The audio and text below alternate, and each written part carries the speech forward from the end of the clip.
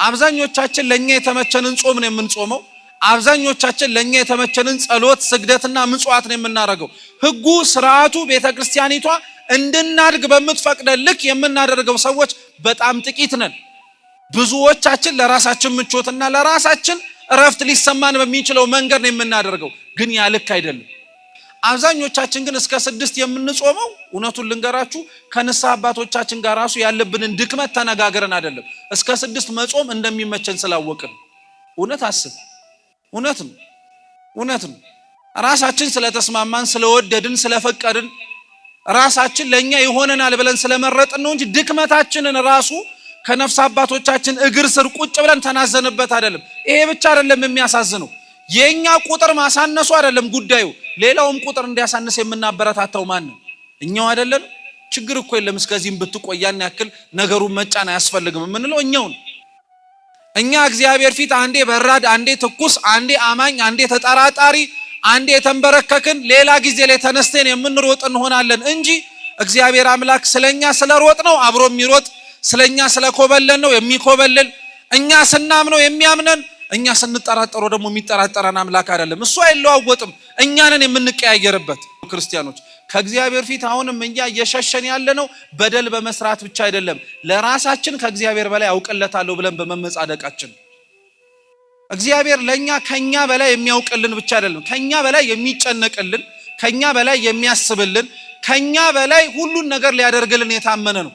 ከኛ መካከል በደለኛው ይሄ ነው፣ በሱ ምክንያት ነው ይሄ የመጣው ተብሎ ቢነገር ማን እናዝንለታለን? አንስተን አሽቀንጥረን ነው እንጂ የምንጥለው ዋናው ሰላም ይሁን እንጂ ብለን ስንቱን እኮ እንደዛ ያያረግን ማግደን ጨረስ ነው። ክርስቲያኖች የራሳችንን ኃጢያት ከማየትና ነውራችንን ከማወቅ ይልቅ የሌላው በደል ስለታየ የነሱ ጥፋት ነው ይሄ ያመጣብን እያልን ስንቱን ማገድን። ግን ምን ለውጥ አየን? እስካሁን ድረስ ራሳችን ነበር ማልቀስ የነበረብን፣ እኔ ነኝ ብለን ነበረ መውደቅ የነበረብን። ይቀጥልና ራሱ ቅዱስ ዮሐንስ አፈወርቅ ዮናስ የተጣለባት ባህር የንስሐ ምሳሌ ናት ይላል። የምን ምሳሌ ናት? የንስሐ ምሳሌ ናት። ሰው ራሱን በደለኛ ነኝ ብሎ አምኖ እንዲጥልበት የሚፈለገው ባህር የንስሐ ባህር ነው። ታጥቦ ንጹህ የሚሆንበት ውሃ እድፍን ያነጻልና። እንደሚታወቀው ዘመነ ክረምት ላይ ነን ያለነው። ዘመነ ክረምት እንደ ቅድስት ቤተክርስቲያናችን አስተምህሮ 3 ክፍል ነው ያለው። አሁን እኛ ያለንበት የመጀመሪያው ዘመነ ክረምት ላይ ነው ያለነው። ብዙዎቻችን ያው አሁን ለኛ ክረምት ከገባ ሰንብቷል ብለን እንናገራለን። ነገር ግን እንደተሰበሰብንባት የቤተክርስቲያናችን ትምህርት መሰረት ግን ክረምት ገባ ብለን ራሱ እያስተማርን ያለነው ወይም እያስተማርን ያለንበትን ወቅት ራሱ አልጨረስም። እየሰማችሁ ነው? ቤተክርስቲያናችን ዘመነ ክረምት ብላ የምትጠራው በሰፊው ወቅት ከሰኔ 26 ጀምሮ እስከ መስከረም 25 ያለውን ወቅት ነው። ስለዚህ አንዳንዶቻችን በተለምዶ መስከረምም ሲጠባ እንዲሁ ዝም ብለን አሁን ክረምት ወጣ በቃ መስከረም ጠባ በጋ ገባ እንላለን። ግን ክረምት ወጣ ተብሎ ራሱ የሚነገረው መቼ ነው አልኳችሁ? መስከረም 25 ነው። ክረምት ገባ ራሱ ተብሎ የሚነገረው ሰኔ ሲጀምር ሳይሆን ሰኔ ስንት ነው? 26 ነው። እና ከሰኔ 26 እስከ ዕለተ እሁድ ድረስ እስከ ሐምሌ 19 እስከ ቅዱስ ገብርኤል ዓመታዊ ክብረ በዓል መታሰቢያ ድረስ ስለ ክረምት መግባት ነው ቤተክርስቲያን የምታስተምረው። በዚህ ወቅት ላይ በሰማይ ስለምንሰማው ስለ ነጎድጓዱ፣ ከሰማይ ስለሚወርደው ስለ ዝናቡ፣ በምድርም ደግሞ ስለሚዘራው ዘር ቤተክርስቲያናችን በእያንዳንዱ ውስጥ የአምላክን ሰው መሆንና አምላካችን ልዑል እግዚአብሔር ለፍጥረታቱ ሁሉ ስላደረገላቸው ነገር ታስተምርበታለች። በክረምት ስለምንሰማው ነጎድጓድ ወይም በክረምት ስለምናየው የመብረቅ ብልጭታ የወልደ እጓለ እመሕያው የጌታችን የመድኃኒታችን ኢየሱስ ክርስቶስን ዳግም መምጣት ታስተምርበታለች። ስለዚህ ክረምት መጥቶ ወይም ባለንበት ክረምት ላይ ነጎድጓድ ስትሰሙ የመብረቅ ብልጭታ ስታዩ ከፍርሃቱ ከድንጋጤው ባለፈ ቤተክርስቲያናችን የክርስቶስን ዳግም መምጣት እንደምታስተምርበት ማስታወስ መቻል አለባችሁ። አልፎ ደግሞ በክረምት ላይ ስለሚወርደው ዝናብ ደግሞ ቤተክርስቲያን ስለ ክርስቶስ ሰው መሆን ደግሞ ታስተምርበታለች። እንደምታውቁት የዝናብ ጠብታ ከላይ ከሰማያት ሲወርድ ድምፁ አይሰማም። ወደ ምድር ከመሬት ጋር ሲጋጭ ነው ድምፁ የሚሰማው። ታውቃላችሁ አይደል? ወይም ደግሞ ዝናብ መዝነቡን ቤታችሁ ሆናችሁ የምታውቁት ምኑ ከምኑ ጋር ሲጋጭ ነው? ዝናቡ ከጣሪያው ጋር ሲጋጭ አይደለም? የዛን ጊዜ ምኑ ጣለ ተላላችሁ። ጣሪያ ባይኖርስ ኖሮ ደረቅ መሬት ላይ ቢሆን ኖሮ ዝናቡ ድምፁ ይሰማል? አይሰማም። እንዲሁ መውረዱ ተግባሩ ወይንም ደግሞ ድርጊቱን የሚታየው የቤተክርስቲያናችን ሊቃውንትም እንደዚሁ ሁሉ የዝናቡ ጠብታ ከላይ ከሰማያት ድምፁን ሳያሰማ መውረዱ የአምላካችን የመድኃኒታችን ኢየሱስ ክርስቶስም ከላይ ከሰማያት መውረዱን ድምፅ ሳያሰማ ወይም ሳያስደነግጠን ሳያስፈራን በዝምታ ወደ ምድር ለመውረዱና በስጋ ማርያምም ጭምር ለመዋሃዱ ማሳያ አድርጋ ታስተምርበታለች። ሶስተኛም ደግሞ በዚህ ወቅት ደግሞ ስለ ዘር መዝራት ታስተምርበታለች። በሰፊው ትምህርት በተደጋጋሚ በዚህ ሰሞን በሊቃውንቱም የምንሰማው መዝሙርና ትምህርት የሐዋርያው ቅዱስ ማቴዎስ ወንጌል ምዕራፍ 13ን ማዕከል ያደረገ ነው። ጌታችን ዘሪ ዘርን ሊዘራ ወጣ ብሎ ያስተማረው ትምህርት ማለት ነው። አንዱን በመንገድ ላይ እንደዘራው፣ አንዱን በጭንጫ መሬት ላይ እንደዘራው፣ አንዱን በሾህ መሬት ላይ እንደዘራው፣ አንዱን መልካም በሆነ 30ና 60 100 ያማረ ፍሬ መልሶ ሊያገኝበት በሚችልበት ስፍራ እንደዘራው ይናገራል። ራሱ ክርስቶስ ይሄንኑ ወንጌል በትርጉም ወይም በትርጓሜ አስተምሮታል። የዘራባቸው እርሻ መሬቶች የሰው ልቡና እንደሆኑ፣ የተዘራው ዘር የራሱ የእግዚአብሔር ቃል እንደሆነ፣ የተዘራባቸው ቦታዎች ደግሞ አለመመረጣቸው እግዚአብሔር አምላክ ቃሉን እንዲሰሙ የተገቡትን ብቻ እየሰበሰበ የሚጠራና ሕይወታቸው የተበላሸባቸውንና የተናቁትን እንደማይተዋቸው ማሳያ ነው። የትኛውም ገበሬ ዘሩን የሚዘራው ምርት አገኝበታለሁ ብሎ የሚጠብቅበት መልካም መሬት ላይ ነው። እየሰማችሁ ነው? ምን መሬት ላይ አልኳችሁ? መልካም መሬት ላይ ነው እንጂ የትኛውም ገበሬ ላቡን አንጠባጥቦ የሰበሰባትን ያቺን ዘር ደረቅ መሬት ላይ አይዘራውም። የደከመባትን ያቺን ዘር እሾህ አንቆ ሊያስቀረው የሚችልበት መሬት ላይ አይዘራውም። ያቺን የለፋባትንም ዘር እንደዚሁ ጭንጫ መሬት ላይ ቢያድግ ፍሬ ሊገኝበት በማይችል ቦታ ላይ አይዘራው። እንደዚሁ ሁሉ ግን ጌታችን ኢየሱስ ክርስቶስ ምርት የሚያገኝባቸው ንጹሃን ቅዱሳን በሕይወታቸው የተመሰገኑትን ብቻ ሳይሆን ቃሉን እንዲሰሙ የሚፈቅድላቸው እንደኔና እንደናንተ የደከሙትን ልባቸው የደነደነባቸውንም እንዲሰሙ ያደርጋል። እግዚአብሔር ክርስቲያኖች ልባችን ደንድኖብን ጨክኖብን እንደማይሰበርና ለኛ ራሱ እንዳልተለወጠ ያወቅን የሚደክምብን ከሱ የሚጠበቅበትን እንደማያጎድልና ተስፋ እንደማይቆርጥብን እንድናቀው ምድራዊ የሆነው ነገር ወደ ኋላ እንደሚያስቀረን እሾህ አንቆ እንደሚተወን ወይንም ደግሞ ከፍ ብለን እንዳንታይ እንደሚያረገን እያወቀ እግዚአብሔር አምላክ ግን ተስፋ ሳይቆርጥ የሚዘራብን ያንን እሾህ የሚነቅልልን እርሱ ራሱ እግዚአብሔር ቃሉ ካልሆነ ሌላ ምንም እንዳልሆነ እንድናቀው። ስለዚህ በእነዚህ ሁሉ ምሳሌ አምላካችንና መድኃኒታችን ልዑል እግዚአብሔር ኢየሱስ ክርስቶስ በወቅታቱ ውስጥ ያስተምራል። ዛሬ ከተሰበሰብንበት ከቅዱስ እስጢፋኖስ እንዲሁም ደግሞ ካለንበት ከዘመነ ክረምት ደግሞ አልፈን ቤተክርስቲያን ዛሬ የምታስበው ደግሞ ከነቢያት መካከል አንዱ የሆነውን በብሉይ ኪዳን ዮናስ ወይም ትንቢተ ዮናስ ተብሎ ተጽፎ የሚገኘውን በሐዲስ ኪዳን ደግሞ ራሱ ጌታችን ኢየሱስ ክርስቶስ ትምህርቱን ማሳያ አድርጎ ያስተማረበትን ታላቁን ነቢይ ቅዱስ ዮናስን ነው። በረከቱ ለሁላችን ትድረሰን።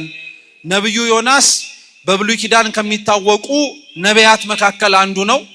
ነቢያት በብዛት በመጽሐፍ ቅዱስ ስማቸው ግብራቸው የታወቀ ቢሆንም መጽሐፍ ጽፈው አስተምረው ያለፉ ነቢያትን ግን 16 ነቢያት እንደሆኑ መጽሐፍ ቅዱስ ይነግረናል። ስንት ነቢያት አልኳችሁ? 16 ነቢያት ናቸው። እነዚህን ነቢያት ደግሞ ሊቃውንተ ቤተክርስቲያን መልሰው ለሁለት ይከፍሏቸዋል። የመጀመሪያዎቹን አበይት ነቢያት ይሏቸዋል። አበይት ነቢያት የተባሉት ስለ ሐረገ ትንቢታቸው መርዘም፣ ስለ ጌታችን ስለ ኢየሱስ ክርስቶስ በሐዲስ ኪዳን ስለሚያደርጋቸው ድንቅ ስራዎች በስፋትና በምልአት በማስተማራቸው ምክንያት አበይት ነቢያት ይባላሉ። እነዚህ አበይት ነቢያት አብራችሁን በሉ። ነብዩ ኢሳይያስ በሉ፣ ነብዩ ኤርምያስ፣ ነብዩ ሕዝቅኤል፣ ነብዩ ዳንኤል ናቸው። እነዚህ አራቱ አበይት ነቢያት ይባላሉ። ከነዚህ የተረፉት ደግሞ ሌሎቹ 12ቱ ደግሞ ደቂቀ ነቢያት ይባላሉ። ደቂቅ ማለት በግዕዝ ከትርጉሞቹ መካከል አንዱ ልጆች ማለት ነው። በስጋ የተወለዱ የነቢያት ልጆች ሆነው አይደለም። ነገር ግን አንደኛ አብዛኞቹ ደቂቀ ነቢያት ከዋነኞቹ ከታላላቆቹ አበይት ከተባሉት ነቢያት ውስጥ አብረው ተጨምረው የሚቆጠሩ ተማሪዎቻቸው ስለሆኑ በኦሪቱ ዘመን አንድ ሰው ወይንም ደግሞ አንድ ነብይ ሲሆን በዙሪያው ሰብስቦ የሚያስተምራቸው ተማሪዎች አሉ እና ከነዚህ ተማሪዎች መካከል አንዳንዶቹ የነብይነት ጸጋና ሀብት አድሮባቸው ትንቢት የሚናገሩ ለመሆን ይደርሳሉ። ደቂቀ ነቢያት የሚባሉት አንድ ለዚህ ነው። ሁለተኛው ደቂቀ ነቢያት የሚባሉት ደግሞ ስለጻፉት የመጽሐፍ ምዕራፍ ማነስ ነው። አብዛኞቹ በጣም አጭር ምዕራፍ ባላቸው ቁጥሮች የተሰበሰበ ታሪኮችን የጻፉት። ከነዚህ ከደቂቀ ነቢያት መካከል ታዲያ አንዱ ነብዩ ዮናስ ይባላል። ነብዩ ዮናስ 4 ምዕራፍ ያለው በብሉይ ኪዳን ላይ ተጽፎ የሚገኝ ታሪክ ነው የጻፈው። አብዛኞቻችሁ ታሪኩን ጾመ ነነዌ ብለን በመናስበው የቤተ ክርስቲያናችን ከሰባቱ አጽዋማት መካከል በአንዱ ተደጋጋሚ ሰምታችሁታል። ዛሬም ቤተ ክርስቲያናችን በስንክሳሩ አስበው ስለምትውል የነብዩ የዮናስ ታሪክ ከዮናስ ታሪክ ባለፈ ለጌታችን ለኢየሱስ ክርስቶስም ጭምር ማስተማሪያ ጭምር ስለሆነ ዛሬ ባለችን ደቂቃ የሱን ታሪክና ከጌታችን ከኢየሱስ ክርስቶስ ጋርም ጭምር ያለውን ግንኙነት በጣም በተወሰነ መልኩ ነው የምንማረው። በድጋሚ እንዲያስተምረን አሁንም አምላካችን ቅዱስ ፈቃዱ ይሁንልን። ዮናስ የስሙ ትርጉም ርግብ ማለት ነው፣ የዋህ ማለት ነው። ዮናስ በእነዚህ 4 ምዕራፍ ተከፋፍለው በተጻፉት መጽሐፎቹ ላይ በመጀመሪያው ምዕራፉ ከጌታችን ከኢየሱስ ክርስቶስ ጥሪ ተቀብሎ ጥሪውን ሳይቀበል እንደኮበለለ፣ በሁለተኛው ምዕራፉ በአሳ አንበሪ ሆድ ውስጥ ተቀምጦ እንደጸለየ፣ በሶስተኛው ምዕራፉ ወደ ነነዌ ሰዎች ገብቶ እንዳስተማረ፣ በአራተኛው ምዕራፉም ደግሞ የነነዌ ሰዎችን ምህረት አይቶ እንዳዘነና በኋላም እግዚአብሔር እንዳስተማረው ይናገራል። ነብዩ ዮናስ እንዳልኳችሁ እግዚአብሔር አምላክ ከመረጣቸው ከነቢያቶቹ መካከል አንዱ ነው። ዮናስ ነብይ ሆኖ ነነዌ ለምትባል ለአንዲት ሀገር ንስሐን እንዲሰብክ ሲጠራ እግዚአብሔር አምላክ እርሱና ህዝቡ የነበራቸው ግንኙነት በጣም ጥሩ በነበረበት ዘመን ነበር። መጽሐፍ ቅዱስን ስናነብና በጣም በተደጋጋሚ ሲነገር እንደምንሰማው የእስራኤልና የእግዚአብሔር ግንኙነት ወይም ደግሞ ፍቅር ብዙ ጊዜ ላይ እንደተጠበቀውና እንደሆነ ሆኖ አይገኝም።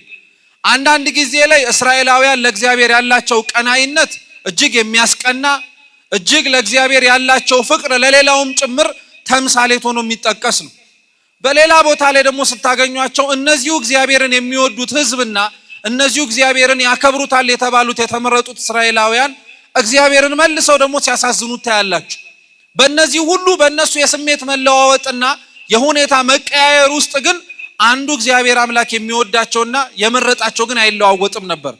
ክርስቲያኖች እኛ እግዚአብሔር ፊት እንለዋወጥ ይሆናል እንጂ እግዚአብሔር እኛ ፊት አይለዋወጥም። ባህሪውም ራሱ አይደለም።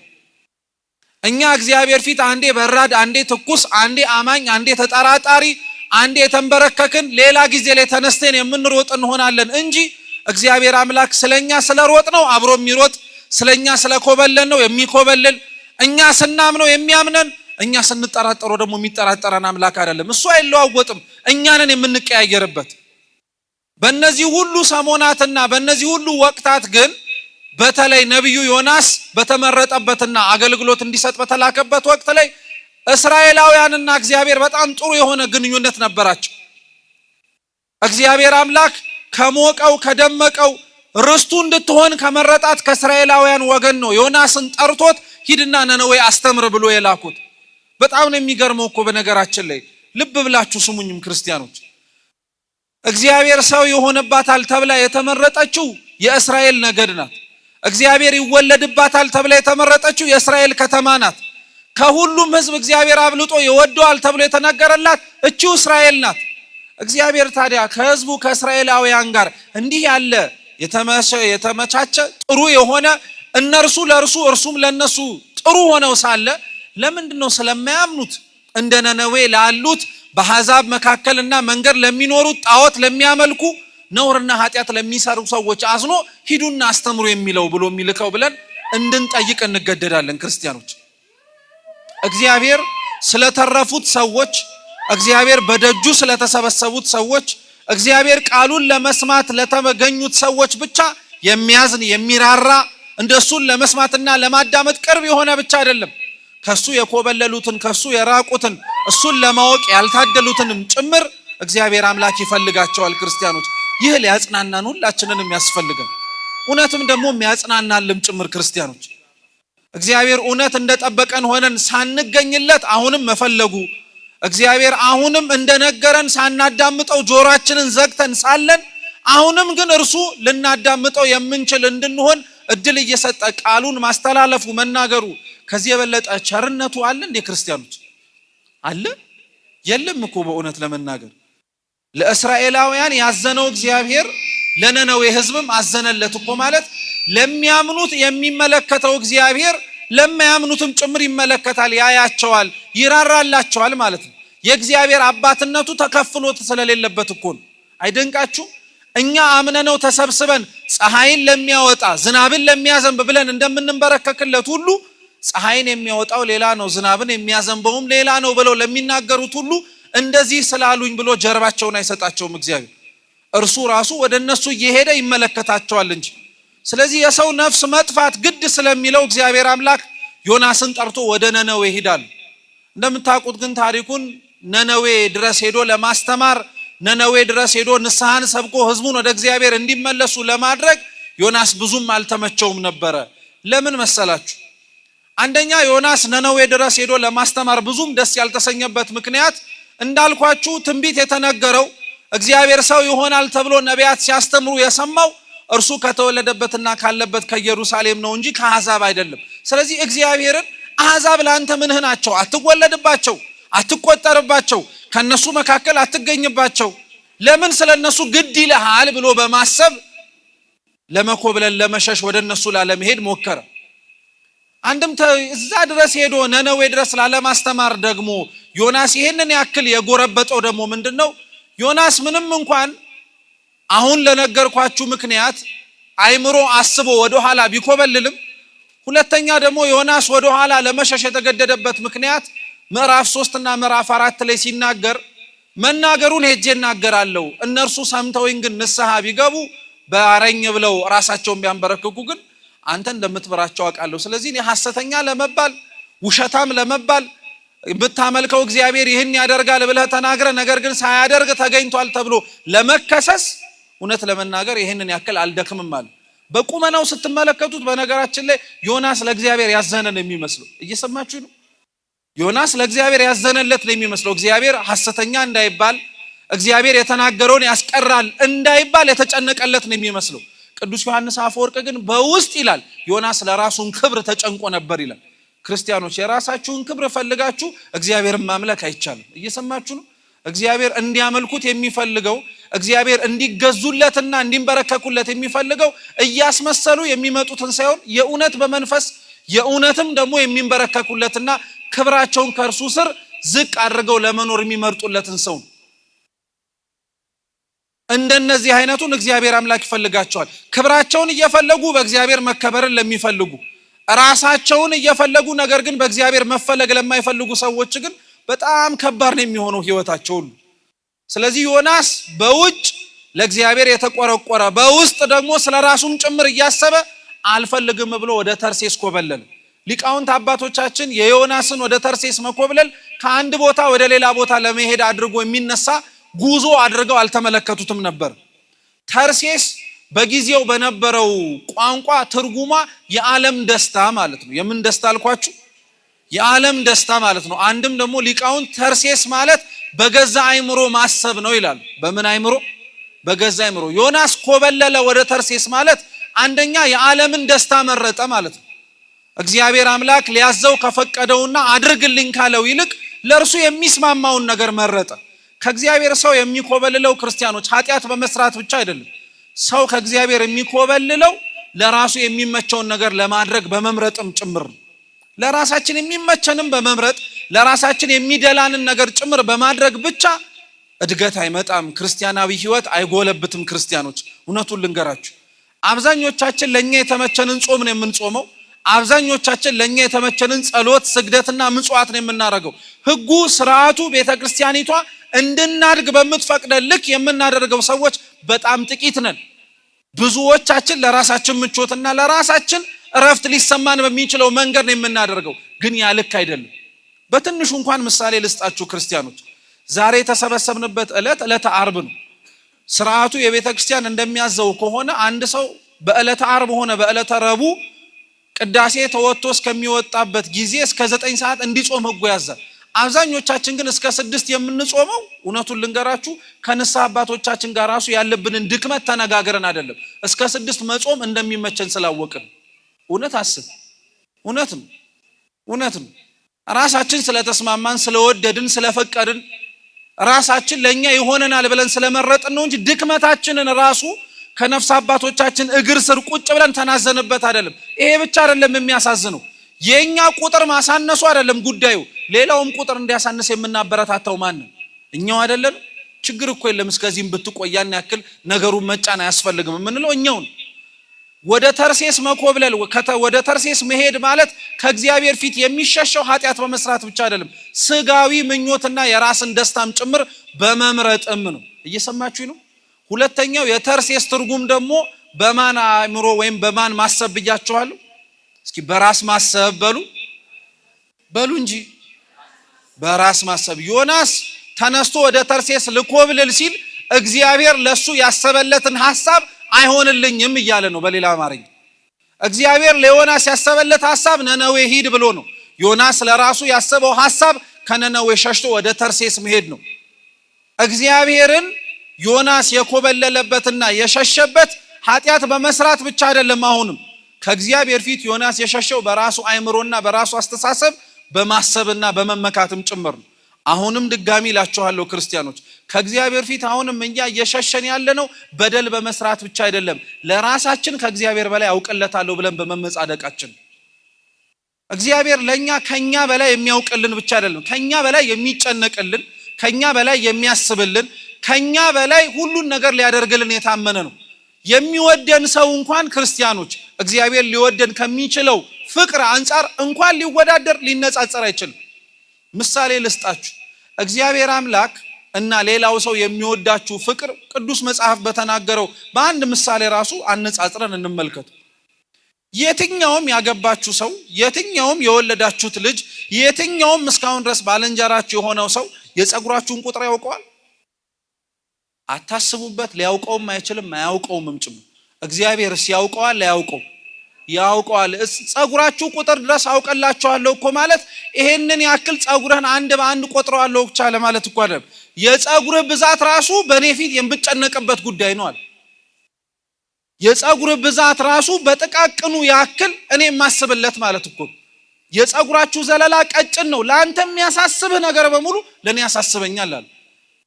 አንተ የፀጉር ዘለላ ብዙ እንደሆነ ሁሉ አንተ ልትጠላበት የምችልበት በእግዚአብሔር ፊት ልትዋረድበት የምችልበት ብዙ ምክንያት አለ። ከዛ ሁሉ ይልቅ ግን እኔ ለወደህ የምችልበትን እንደ ፀጉር ብዙ የሆነውን ምክንያት መረጥኩልህ አለ። እውነት እግዚአብሔር ስሙ የተመሰገነ ይሁን። ሊጠላ የሚችል ብዙ ነገር እያለ ሊወደን የሚችልበትን ምክንያት የሚፈልግ አምላክ፣ ልንገፋበት የምንችልበት ብዙ ምክንያት እያለ ነገር ግን ሊያቀርበን የሚወድበትን ምክንያት የሚመርጥ አምላክ። ተርሴስ የምትባለው እሷ ናት ክርስቲያኑ። ስለዚህ አደራ እንዳትረሱት። ሰው ከእግዚአብሔር ፊት የሚሸሸው ኃጢአት በመስራት ብቻ ሳይሆን ለራሱ ከእግዚአብሔር በላይ ይጨነቅለታለሁ ብሎ የእግዚአብሔርን ድምፅ ከመስማት ይልቅ የራሱን ድምፅ መስማት ሲጀምር። ሰው ከእግዚአብሔር ፊት የሚኮበልለው ኃጢአት በመስራት ብቻ ሳይሆን እንዳልኳችሁ ለራሱ ሐሳብና ስጋዊ ነገር እየተጨነቀ እግዚአብሔርን መስማትና ማዳመጥ አልፈልግም አሻፈረኝ ማለት የነበረበት ጊዜ ላይ። ስለዚህ ዮናስ ተነስቶ ወደ ተርሴስ መኮብለል ጀመረ።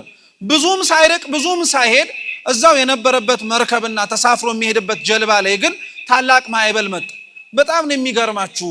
አንዳንድ ሰው አላስተዋይነቱና አንዳንድ ሰው አለመረዳቱ በጣም እየተጫነው ሲመጣ ያስተማረውን ትምህርት ራሱ ይረሳዋል። እየሰማችሁ ነው? ዮናስ እኮ ዛሬ የሸሸባትን ባህርና ከእግዚአብሔር ፊት አመልጥበታለሁ ብሎ እየኮበለለበት ያለበትን ያቺን ውቅያኖስ ሰማይና ምድር የእግዚአብሔር ነው ብሎ ካስተማረባት ነው። ዛሬ ግን ሲጨልምበት በራሱ ማሰብ ሲጀምር፣ ዛሬ ግን ከራሱ ሐሳብ ጋር ተስማምቶ ለሱ የሚሆነውን አደርጋለሁ ብሎ ሲናገር ባህር ላይ ሆኖ ከእግዚአብሔር ፊት የሚያመልጥ መሰለው። አንዳንዶቻችን የዮናስ ጠባይ ስላለብን ነው ክርስቲያኖች። ከእግዚአብሔር ፊት ማንም ሰው መሸሽና ማምለጥ አይችልም። ኃጢአት የሰራንበትን ቦታ አለ፣ ሌላ ቦታም ተደብቀን የምንሰራበትን ቦታ ማን አለ? ክርስቲያኖች እግዚአብሔር አለ፣ ያያል። ጽድቅ ስንሰራ ተደብቀን ባለንበትም ስፍራ ያያል። በገሃድ የምናደርገውንም መልካም ተግባር ማን ያያል? እግዚአብሔር ያያል። ማንም ከእግዚአብሔር ፊት መሰወር አይችልም። ማንም ከእግዚአብሔር ፊት መሸሸግ አይችልም። ለዮናስ ግን መሰለው። የዋህ ስለነበረ መሬት ላይ ሆኜ የምራመድበትም ሁኔታ ላይ ስለተገኘው ነው በጣም በተደጋጋሚ እየመጣው የሚነዘንዘኝ አለ። እንደዚሁ አይነት ጸባይ ያለብንም ሰዎች አለ። ቤተክርስቲያን ስላገኘን እግዚአብሔር አምላክ በጣም በተደጋጋሚ ንስሐ ግቡ ንስሐ ግቡ ንስሐ ግቡ ሲባል እኔ ነኝ እንደ ንስሐ ግቡ ተብዬ መመከርና መዘከር የነበረብኝ? ሌላ ስንት ሜዳ ላይ የወደቀና ሌላ ስንት ከእግዚአብሔር እቅፍ የራቀ ሰው እኮ ነው ይሄን ስብከት መስማት የሚያስፈልገው። ሌላ ስብከት ሲኖረን መጥቼ እማራለሁ ብለን እኮ የሸሸን ብዙ ዮናሶች አለን። ታውቃላችሁ? ለኛ የሚነገረው ትምህርት ለኛ ያልመሰለን ተቀምጠን በእግዚአብሔር መስታወት ፊት የራሳችንን ፊት ሳይሆን የሌላውን ፊት ለማየት የሌላውንም ህይወትም ጭምር ለመመልከት የሚያቃጣን ሰዎች አሉ። ዮናስ ማለት እሱ ነው። ዮናሶች እኛው ነን። ሌላ ብዙ ዮናስ አትፈልጉ። የዮናስ ታሪክ በውስጡ የኛው ታሪክ ነው ያለበት። ተነስቶ በተሳፈረበት መርከብ ላይ እግዚአብሔር የለበትም ብሎ ባሰበበት ባህር ላይ ግን ራሱ አምላካችን መድኃኒታችን ኢየሱስ ክርስቶስ ግን የተሳፈረበትን መርከብ አስጨነቀው። በባህር ይሳፈር የነበረውን ዮናስን ነፋስ አስነሳበት፣ ሰዎችን አስነሳበት፣ ዙሪያው ላይ የነበሩትን ነገሮች በሙሉ ቀሰቀሰበት። ልብ ብላችሁ ስሙ። ዮናስ የተሳፈረ አንደኛ ነፋስ ተነሳ። እስኪ ነፋስ ተነሳ በሉ እንጂ። ውቅያኖሱም ተናወጠ እስኪ በሉ። በጣም ጥሩ። ከውስጥ ደግሞ እስኪ ሰዎች ተናገሩት በሉ። ቀሰቀሱት እስኪ በሉ። ዮናስን ለመቀስቀስና ዮናስ አሁን የሚናገረውን የምላችሁን ነገር ለመናገር እግዚአብሔር አምላክ ይህን ሁሉ አድርጓል። ስለ አንድ ነፍስ የሚከፍለውን ዋጋ እግዚአብሔርን እያያችሁት ነው። ዮናስ መርከቡ ውስጥ ስለነበረ ነው ነፋሱ የተነሳው። ዮናስ መርከቡ ውስጥ ስለነበረ ነው ውቅያኖሱ የተናወጠው። ዮናስ መርከቡ ውስጥ ስለነበረ ነው ያ ሁሉ ነገር ሲሆን ተሳፋሪዎቹ ተጨንቀው ይሄ ነገር የደረሰብን በማን ነው? ይሄ ነገር የሆነብን በምን ምክንያት ነው ብለው እንዲያስቡ ያደረጋቸው። ዮናስ ስለነበረባት ነው ያቺን መርከብ እሱ ከተኛበት ቦታ ላይ ሄደው ቀስቅሰው ኧረ እባክህ ስለ ወደ ፈጣሪ ጩህ ብለው የተናገሩት። ስለ አንድ ነፍስ ምክንያት እግዚአብሔር አምላክ ሌላዎቹንና ዙሪያው ላይ ያሉትን ሰዎች በሙሉ እንዴት እንደሚበጠብጣቸው አያችሁ? ስለ አንድ ነፍስ ምክንያት እኮ ነው። ዮናስን ለማትረፍ ብሎ እኮ ነው ይሄንን ሁሉ ህዝብ ይሄንን ሁሉ በመርከቡ ላይ ተሳፍሮ የነበረውን ሰው ምን መጣብን ብለው እንዲጨነቁ ያደረጋላቸው። አያችሁት? እግዚአብሔር አምላክ የኔና የእናንተን አንዲትን ነፍስ ለማትረፍ ዙሪያው ላይ ያሉትን ነገሮች በሙሉ ይጠቀማል። አስተዋይ የሆነ ልቡናና ሊያስብ የሚችል አይምሮ ሁላችንም ሰጥቶን አይነ ልቡናችንን ቢያበራልን እንኳን እግዚአብሔር ቆሞ በሚያስተምር መምህር ቀርቶ ዙሪያችን ላይ ባለው ስነ ፍጥረት በሙሉ ወደሱ እንድንመለስ ነው የሚጠራን። መስማት እንድንችል እግዚአብሔር ጆሮአችንን ይክፈትልን። ለዮናስ ሰባኪ አልቆመለትም፣ ነፋስ ነው የተናገረው። ለዮናስ መምህር አልቆመለትም፣ ውቅያኖሱ ነው የተናወጠው። ለዮናስ አልፎ ተርፎ እሱን የሚመስል እሱ የሚያምነውን አምላክ የሚያመልክ ሰው አይደለም ቆሞ የተናገረው። አሕዛባውያን ናቸው። እነሱ ወደ አምላካቸው ጮኸው ምንም መልስ ሲያጡ እስኪ አንተ ደግሞ ወደምታመልከው ወደ አምላክ ጩህ ብለው ነው የተናገሩት። በማትጠብቁት ነገር ነው እግዚአብሔር አምላክ የሚያስተምረው። ባልጠበቃችሁት ነገር ነው እግዚአብሔር አምላክ የሚናገረው። ለዛ ነው ክርስቲያኖች አይነ ልቦናችንን ያብራልን ሲባል ቀላል ምርቃት እንዳይመስላችሁ ክርስቲያኖች። ዙሪያችን ላይ ባለው ነገር እግዚአብሔር አምላክ እሱ ራሱ መጥቶ ከመናገሩ በፊት እኛ አስተውለን ተስተካክለን መጠበቅ እንድንችል በቸርነቱ ይርዳን። ዮናስ የተሳፈረበት መርከብ ላይ ይሄ ሁሉ ነገር ሲናወጥ በመጨረሻ እሱ እንደሆነ ጥፋተኛው አመነ። እኔ ሁሌም የምነግራችሁ የዮናስ ታሪክ ከሁሉም ነገሩ የሚገርመኝ ምን እንደሆነ ታውቃላችሁ? በተሳፈረበት መርከብ ላይ እኔ ነኝ ጥፋተኛ ብሎ መናዘዙ ኃጢያቱን በጣም እስከ ዕለተ ሞት የሚገርመኝ ነገር ነው። ለምን እንደሆነ ታውቃላችሁ? ዮናስ የተሳፈረበት መርከብ ላይ እሱ እግዚአብሔርን እያመለከ ሌሎች አሕዛባውያን ነበሩ፣ ጣዖት የሚያመልኩ ማለት ነው። እሱ ለእግዚአብሔር እታዘዛለሁ እያለ ሌሎች ግን እግዚአብሔርን የማያውቁት ለጣዖታት የሚሰግዱ ነበሩ። ዮናስ ባይበሉ ለምን ተነሳ ተብሎ ሲጠየቅ እኔ ምን አውቅላችኋለሁ፣ እናንተ የምታመልካቸው ጣዖታትና የምትሰግዱላቸው ድንጋዮች ምናልባት እግዚአብሔር አዝኖባችሁ ሊያጠፋችሁ ነው ብሎ መናገር ይችላል አይችልም? ይችላል። ጥንቅቅ አድርጎ ደግሞ ውሸትም አይደለም እውነት ነው።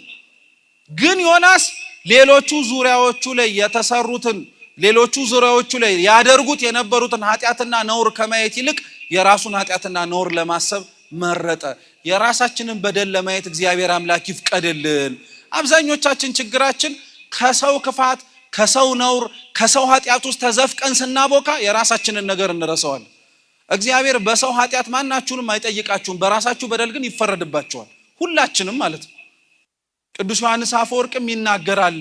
አንድ ሰው በጣም ከክፋቱ የተነሳ ዘወትር እያመጡ እሱ ፊት ይከሱት ነበር እና ኃጢአት ሰርቷል፣ ነውር ሰርቷል፣ ክፋት ሰርቷል እያሉ ያመጡት ነበር እና ቅዱስ ዮሐንስ አፈወርቅ ምን ብሎ ተናገረ? ያንን ሰው ፍረድበት ተብሎ ሲናገር ልብ ብላችሁ ስሙ። ይህን ሰውዬ አልፈርድበትም አለ። ለምን ብለው ሲጠይቁት እኔና እናንተ ያየነው ሰው ፊት ሆኖ ሲሰራው ያለውን ኃጢአት ነው። እኔና እናንተ ሳናየው ደግሞ በጀርባ ያለቀሰውን እንባ እግዚአብሔር ያውቀዋልና አለ። እኛ ኃጢአት ስንሰራ ኃጢአትም ሲሰሩ ያየናቸውን ሰዎች ክፋታቸውን እያሰብን እንዘባበትባቸዋለን እንጂ እኮ ከኛ ጀርባ ደግሞ ተደብቀው በካህናት እግር ስር ወድቀው የሚያነቡትን የንስሐ እንባ ማናችን እናስበዋለን?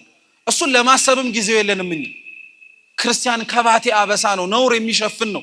ተመሳሳይ እንደዚሁ ዜና አበው ሌላም ታሪክ አለ። ያባ መቃርስም እንደዚሁ ሁሉ አድርጓል። ገዳም ውስጥ ያለ አንድ መነኩሴ ጾር በስቶበት ከአቅሙ በላይ ሆኖበት ዙሪያቸው ላይ ሊጠይቁ ከነበሩ ሴቶች ጋር ወደቀ በዝሙት እና በጣም ተከፋ። ያቺው ሴት እዛው ባለችበት ስፍራ ላይ ሄደው ያሉት ወንድሞች ተሰብስበው ለመቃርስ ነገሩት። ይህ ሰው ገዳሙን አነውሮታል፣ ይህ ሰው ገዳሙን አበላሽቶታል፣ ይህ ሰው ክፉ ነገር አድርጓል። መቃርስ ና ሴቲቱ ቤቱ ባለችበት ሰዓት ላይ ገመናውን ይሄና ፍረድበት አሉት። አባ መቃርስ ገና ከሩቅ ሲመጣ ድምጹን እያሰማ እጁን እየጸፋ እያጨበጨበ መጣ። ለምን ይመስላችኋል? መምጣቱን ከሩቅ ሰምቶ ያስገባትን ሴት የሆነ ነገር ማድረግ እንዲችል እኮ ነው። ልብ ብላችሁ ስሙ። አስተማሪ ታሪክ ነው። ሰውን ኃጢአቱን እንዴት መሸፈን እንዳለበት መቃርስ እንዴት እንዳስተማረ ነው። በሩ ላይ ሲደርሱ ያቺን ሴት ሳጠራ ውስጥ አስገብቶ መቃርስ ደበቃት። መነኩሴው ደበቃት። ልክ መቃርስ እንደገባ ወዲያውኑ መቀመጫ አዘጋጁልኝ አለና ልጅቲቱ የተደበቀችበት ሳጠራ ላይ ምንጣፍ አስነጠፈና ቁጭ አለ። ቤቱን በሙሉ ፈልጉታል። ቢፈልጉ ልጅቲቱ የለች። አዘኑ ሰዎቹ በሙሉ። ለካ ወንድማችንን እንዲሁ ለካ በነውር ነው የከሰስነው፣ በክፋት ነው የከሰስነው ማለት ነው ብለው ተጸጽተው ወጡ። ልክ እንደወጡ ግን ወዲያውኑ ቅዱስ መቃርስ ተነሳና ሳጠራውን ከፍቶ ነይ ውጭ አለ። እርሱን ማሳሳትሽ ሲያንስ አንቺም ደግሞ መበደልሻልና ሁለቱንም ከመፍረድ ይልቅ ለእርሱም ንስሐ ሰጥቶት እሷንም አስተምሮ አመንኩሷት ለክብር አበቃት። ሰው ከባቴ አበሳ ከሆነ ፍቅር ካለው እውነቴን እንደምነግራችሁ ክርስቲያኖች ማንንም ነገርና ምንም ሁኔታን መለወጥ ይቻላል። ነውርን የምንገልጥና ክፋትን ለማውራት የምንሽቀዳደም ግን ከሆነ እውነቴን ልንገራችሁ በምድር ሊያልፍልን ይሆን ይችላል። ነገር ግን በሰማይ ግን እግዚአብሔር አምላክ ያየናል። ስለዚህ ዮናስ ክፋታቸውን እያየና እያስተማረ መናገር ይችል ነበር። ግን የማንን ኃጢአት ማየት መረጠ አልኳችሁ? መልሱ እንጂ የራሱን ኃጢአት ለማየት መረጠ። እኔ በደልኩኝ አለ። ይሄ ታዲያ አይደንቅም? ዮናስ ያለባት መርከብ እኮ በሐዲስ ኪዳን ቅዱስ ዮሐንስ አፈወርቅ የቤተ ክርስቲያን ምሳሌ ናት ይላል። በቤተ ክርስቲያን ውስጥ ማን ነው ስለሚሆነውና ስለሚደረገው ነገር በሙሉ አይቶ ይህ የመጣው በእኔ በደል ነው የሚላለ ይላል። ሌላው እየተጠቋቆመ በገሌ በደል ይሄ ምክንያት ደረሰብን ይላል እንጂ አለ እግዚአብሔር የራሳችንን በደል የምናይበት አይን አሁንም በቸርነቱ ይስጠን። ዮናስ ስለዚህ ይህንን አለ አውጥታችሁ ጣሉኝ አለ። ጣሉት። ሲጥሉት ራሱ ተጨንቀው ነው የጣሉት። በጣም ነው የሚገርማችሁ። ጥፋተኛ እኔ ነኝ ብሎ እንኳን እየነገራቸው አህዛባውያን ሆነው ራሱ በጣም ተጨንቀው ነው የጣሉት። እንደው ይህ ሰው መጨረሻው ምን ይሆን ፈራ ተባ እያሉ ለማትረፍ እየፈለጉ ከኛ መካከል በደለኛው ይሄ ነው በሱ ምክንያት ነው ይሄ የመጣው ተብሎ ቢነገር ማን እናዝንለታለን? አንስተን አሽቀንጥረን ነው እንጂ የምንጥለው ዋናው ሰላም ይሁን እንጂ ብለን ስንቱን እኮ እንደዛ ያያረግን ማግደን ጨረስ ነው ክርስቲያኖች። የራሳችንን ኃጢአት ከማየትና ነውራችንን ከማወቅ ይልቅ የሌላው በደል ስለታየ የነሱ ጥፋት ነው ይሄ ያመጣብን እያልን ስንቱን ማገድን። ግን ምን ለውጣየን? እስካሁን ድረስ ራሳችን ነበር ማልቀስ የነበረብን። እኔ ነኝ ብለን ነበረ መውደቅ የነበረብን። ይቀጥልና ራሱ ቅዱስ ዮሐንስ አፈወርቅ ዮናስ የተጣለባት ባህር የንስሐ ምሳሌ ናት ይላል። የምን ምሳሌ ናት? የንስሐ ምሳሌ ናት። ሰው ራሱን በደለኛ ነኝ ብሎ አምኖ እንዲጥልበት የሚፈለገው ባህር የንስሐ ባህር ነው። ታጥቦ ንጹህ የሚሆንበት ውሃ እድፍን ያነጻልና ይላል ቅዱስ ዮሐንስ አፈወርቅ። ወደ ባህር ጣሉት። እርሱ ተርሴስን ይሄድባታለሁ ብሎ ተሳፍሮባት ከነበረበት መርከብ ወርዶ አሳ አንበሪ ሆድ ውስጥ ገብቶ 3 ቀንና 3 ሌሊት ዮናስ እዛው ሰነበት። ጌታችን መድኃኒታችን ኢየሱስ ክርስቶስ ይሄንን ታሪክ ነው ለጸሐፍትና ለፈሪሳውያን ማቴዎስ 12 ላይ ምልክት አሳየን ብለው ጠየቁት። ዮናስ ከተነገረው ምልክት በላይ ለሱም ከተደረገው አዲስ የሆነ ነገር አላሳያችሁም። ትልቁ ምልክትም የዮናስ መልእክት ነዋል። በዮናስ ውስጥ ምን የምንማረው ነገር ቢኖር ነው ክርስቶስ ዮናስን አንስቶ እንዲህ ሊናገር የፈቀደው ብለን እንጠይቃለን። ልብ ብላችሁ ስሙ ክርስቲያኖች። የብሉይ ኪዳን በተለይ የነቢያት መጻሕፍት አብዛኞቹ ሳይሆን ሙሉ በሙሉ የሚናገሩት ስለ ጌታችን ስለ ኢየሱስ ክርስቶስ ነው። ልብ ብላችሁ ስሙ። ዮናስ ካለበት ሀገር ተነስቶ ወደ አሕዛብ እንደሄደ ሁሉ ጌታችን መድኃኒታችን ኢየሱስ ክርስቶስም ከላይ ከሰማያት ወርዶ አሕዛብ ተብለን ለምንጠራ ሕዝቡ ተብለን ተጠርተን ሳለን በስራችን ግን ነውርን ለምናደርግ ለኛ ወርዶ ሰው ሆኖ መጥቷል። አልመጣም? መልሱ እንጂ መጥቷል። ሁለተኛስ ዮናስ በንጽጽር ደግሞ ስታቀርቡት ዮናስ ሂድና ወደ አሕዛብ አስተምር ተብሎ ሲላክ አይ አሻፈረኝ አልሄድም ብሎ ነበር። ክርስቶስስ ወደማያምኑት ሂድ ሲባል እኔ ለሚያምኑት ብቻ ነው የመጣሁት ብሏል? አይደለም። ተደጋጋሚ ሲናገር ራሱ የነበረው ለጻድቃን ሳይሆን ለማን የመጣሁት እያለ ነው። ለኃጢአተኞች ጤነኞች ለሆኑት ሳይሆን ምኖች ለሆኑት ነው የመጣው። ይሄ እኮ ሊያስደስተን ያስፈልጋል ክርስቲያኖች። ቤተክርስቲያን ጤነኛ ሰው ብቻ የሚሰበሰብባት ብቻ አይደለችም። እንደኔ እንዳንናንተ ታመመ በስጋውም በነፍሱም ከእግዚአብሔር ለመቅረብ ጉድለት ያለበት ሰው የሚገኝበት። ዮናስ ወደ ተርሴስ ሲሸሽ አሕዛብን አላስተምርም ሲል ክርስቶስ ግን አሕዛብን ለማስተማር መጣ። ዮናስ የተሳፈረባት መርከብ ውስጥ ሆኖ ብዙ ሰዎች በሱ ምክንያት እግዚአብሔርን እንዲያውቁት ተደረገ። ያቺ መርከብ ቅዱስ ዮሐንስ አፈወርቅ ምንድናት ይላል? የክርስቶስ የመስቀሉ ምሳሌ ናት ይላል። ዮናስ መርከብ ውስጥ ሆኖ ህዝቡ እግዚአብሔርን እንዳወቀ ሁሉ በጌታችን በኢየሱስ ክርስቶስ በመሰቀሉ አሁን ባለንባት በአርብ በቀን በ6 ሰዓት በመስቀል ላይ በመገኘቱ ምክንያት እግዚአብሔርን አምነዋል። አላመኑ? አምነዋል እኮ። የማቴዎስ ወንጌል ምዕራፍ 27 ላይ ክርስቶስ በመሰቀሉ ምክንያት በዙሪያው ላይ ይደረጉ የነበሩ ተአምራትን አይተው እውነት የሰቀልነው የእግዚአብሔር ልጅን ነው ብለው እኮ ሰዎች አምነው። ዮናስ የነበረበት መርከብ ውስጥ የነበረበት ሁኔታ የመስቀሉ ምሳሌ እንደሆነ ሁሉ ከዛ ከመስቀል ላይ ጌታችን መድኃኒታችን ኢየሱስ ክርስቶስ ወርዶ ወዴት ነው የገባው? ወደ መቃብር። ዮናስስ ከመርከቡ ላይ ተጥሎ የወረደው ወዴት ነው? ወደ ባህር። ክርስቶስስ ማቴዎስ 12 ላይ ዮናስ በአሳ አንበሪ ሆድ ውስጥ 3 ቀን 3 ሌሊት እንዳደረው ሁሉ የሰው ልጅም በምድር ልብ በተባለ በመቃብር ውስጥ ስንት ቀን ያድራል አለ? 3 ቀን። እያወራ የነበረው ጌታችን ኢየሱስ ክርስቶስ ስለ ዮናስ ብቻ ሳይሆን በዮናስ ውስጥ ስለነበረው ስለ ራሱም ጭምር ነው። ለዛ ነው ክርስቶስ ከዮናስ የሚበልጥ እዚህ አለ አላቸው። ዛሬ በተሰበሰብንበት ደግሞ እውነትም ለመናገር ከዮናስ የሚበልጥ ደግሞ እስጢፋኖስ አለ። ማን አልኳችሁ? እስጢፋኖስ አለ። እውነት እኮ ነው። ዮናስ አሕዛብን ለማስተማር የኮበለለ ነበረ። እስጢፋኖስን አሕዛብን ለማስተማር ግን የጸና ነበረ። ዮናስ የነበረበትንና የተነገረበትን ረስቶ ያንቀላፋ ነበረ። እስጢፋኖስ ግን በመንፈስ ቅዱስ ተሞልቶ የሚወረወርበትን ድንጋይ እንኳን ሳይሰማው ቀና ብሎ አምላኩን እያየ የሚያደርጉትን አያውቁምና ምን አድርጋቸዋለን ይቅር በላቸው ብሎ የጸለየ ነው። ከዮናስ የሚበልጥ እውነትም እስጢፋኖስ አለ ማለት ነው። እስጢፋኖስ እንዲህ ያለ ሰማዕት ነው። እስጢፋኖስ እንዲህ ያለ ቅዱስ አባት ነው ብለን የምንናገርለት ለዚህ ነው። ወቅቱ ሰሞኑ ያለንበትም ጊዜ ክርስቲያኖች ይሄን እንድናስታውስ የሚያደርገን ከዮናስ የሚበልጥ ያለበት እስጢፋኖስ፣ ከእስጢፋኖስም የሚበልጥ የእርሱ አምላክ ጌታችን ኢየሱስ ክርስቶስ ቅዱስ ሥጋው ክቡር የሚፈተትበት መቅደስ ውስጥ ያለን ሁላችን እኛ እውነቴን ነው የምነግራችሁ ክርስቲያኖች የተሰጠንን በጎ ዕድል መጠቀም አለብን። ይሄ የተቀመጣችሁበት መሬት ሁሌም የምትቀመጡበት አይደለም። ይሄ የምትመላለሱበት መቅደስ ሁሌም የምትገቡበትና የምትወጡበት አይደለም። እናንተ እግዚአብሔርን ሳታውቁት፣ እናንተ እግዚአብሔር ደጅ ሳትደርሱ፣ እናንተ በእግር ብቻ ሳይሆን በልብ ወደ እግዚአብሔር ሳትቀርቡ ሞት ሊቀድማችሁ ይችላል። ሞትን እንደማስፈራሪያ የምናነሳው ነገር ሆኖ አይደለም። እውነት ለመናገር ደስ ብሎን የምናወራበት ርዕሰ ጉዳይ ነበር መሆን የነበረበት ወደ ክርስቶስ የምንሄድበት መንገድ ስለሆነ። ነገር ግን አብዛኞቻችን ሞትን ወደ ክርስቶስ የምንሄድበት መንገድ አድርገን ለማሰብ የታደልን ሳይሆን ሞት ሲመጣ የምንጨነቅ ስለሆነ ይህንኑ ሞት መልሰን እያነሳን እግዚአብሔር ጋር ሳንደርስ እንዳይቀድመን፣ አምላካችንን ቅዱስ ሥጋውን ክቡር ደሙን ሳንቀበል እንዳይወስደን፣ ከምንም በላይ ደግሞ የዮናስን ታሪክ ሰምተን ራሳችንን ካየን እንደ ሳምራዊቷ ሴት ደግሞ የነገረኝን ሁሉ ያሳወቀኝን ሁሉ እርሱን ኑ ተመልከቱት ክርስቶስ ይሆንን መሲሁ ይሆንን የተባለለትን ሁለመናችንን የሚያውቀው ስለኛ የሚጨነቅልን እግዚአብሔርንም ሳናውቀው ክፉ ነገር እንዳይቀድመን እግዚአብሔር አምላክ በቸርነቱ ይጠብቀን።